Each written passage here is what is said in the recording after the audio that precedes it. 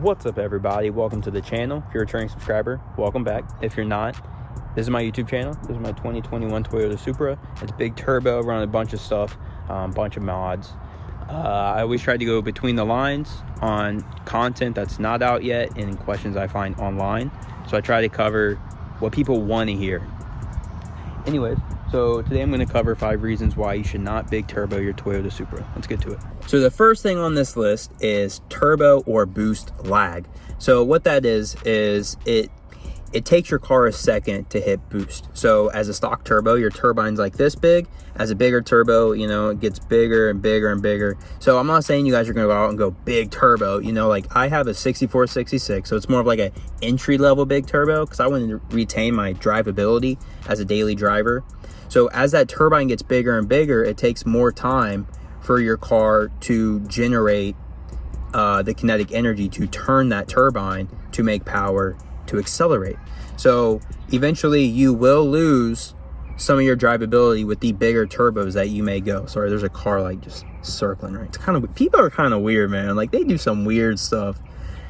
But I'm in my car a YouTube video, so I don't know what to call weird, I guess. If you go to pass a car, say you're on the highway and you're driving, you're just focused, man. You're in the zone and there's a car right in front of you and you got to pass them. It takes a second for that turbo to spool to hit, you know, your power band. So you got to downshift a couple times. You got to get in that sweet spot, so like 5,000 RPMs, so that your turbo's ready to roll. You're going to lose a little bit of that drivability. Whereas in, you know, a stock turbo, you can just hit the gas and you got boost because that turbine's bigger, takes more kinetic energy to turn it. But you get that top end power. So if you're a hard accelerator and you know you just want that turbo now, maybe big turbo is not for you. All right, the next thing on this list is the cost. I mean, just look at this engine bay.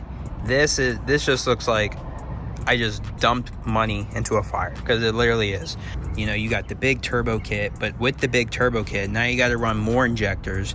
Now you got to run more injectors. You got to run a new fuel pressure pump, low pressure fuel pump. Then if you want to make more than 500, now you need to run a flex fuel sensor.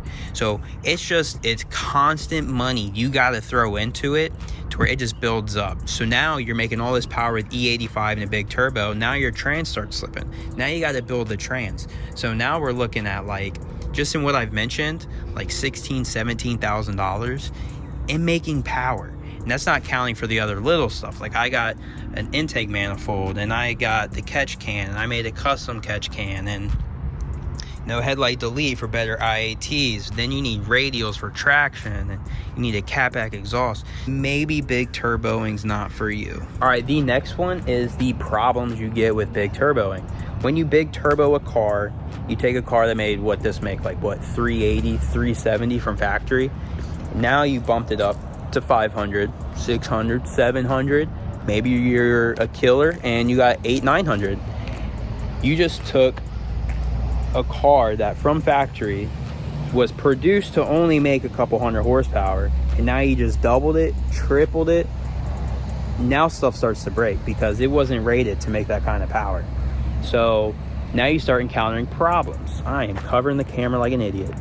Now you start encountering problems like the transmission slips. Now you got to build the trans, or you start making 40-50 pounds of boost like a crazy cat you are, and your valve cover cracks. Now you got to replace the valve cover. So it's just problems on problems that eventually accumulate. So now you just spend all that money on big turbo kit. Now stuff starts breaking. Now you got to replace parts. So if you don't want problems, maybe big turbo ain't for you, dog. The next one, number 4. Trying to think of what it was in Spanish. Uno, dos, tres. Cuatro. Gas mileage. So gas mileage with this car, it's a wash, dog. You don't even want to know. I have 6 factory fuel injectors. I added port. I added another 6. That's 12 fuel injectors. So every time I hit boost, those other 6 start firing. And then on top of that, I got this Wartang woo whistle that makes big noises. So now I want to hear that. Now you're talking about E85. You want to add E85 to it. You're making another 100, 200, 300 horsepower running E85. So now you have the power. I want to hear this thing. You want any excuse to make this thing go fast. So your gas mileage, man, don't exist. So, you know, if you don't want to spend 40, 50 bucks twice a week on gas, big turbo ain't for you. The last one on this list is driver mod. Your average 16-year-old gets behind a Mustang and wrecks it into a crowd of people. That kid ain't got driver mod. He can't drive a car. That's what it's like when you add a lot of horsepower to a car. So, like this car, for instance, the Supra. You go big turbo in this thing, you add some radials in the rear, you add flex fuel, you're making 700-800 horsepower. Your average person can't get in the 700-800 horsepower car, hit the gas and go, and like be expected to handle it, because it's a lot of power. When that boost kicks in and it just hits you and you know you moving, you know it's a lot. Now that's what's good about big turbos and going through 93 and going full bolt-ons at one point. You kind of move up through the ranks and you can learn how to handle a car a little bit better. And if you take your time, you get to understand more and more how to handle a high horsepower car. I'm running radials, so I need radials to get traction when I, you know, get on it.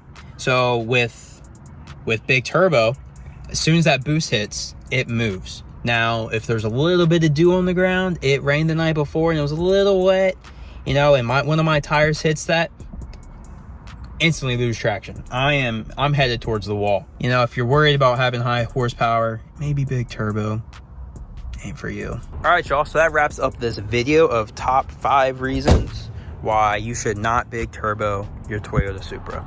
If you guys have any questions, let me know. If you have any comments, let me know. You can always follow me on Instagram. I got the tag below. I'm always trying to make content. Like in the past week, I've made like 7 videos. So I'm always trying to make content. There's a lot of stuff out there to make. But I will see you guys in the next video. See ya. I want to hear this thing.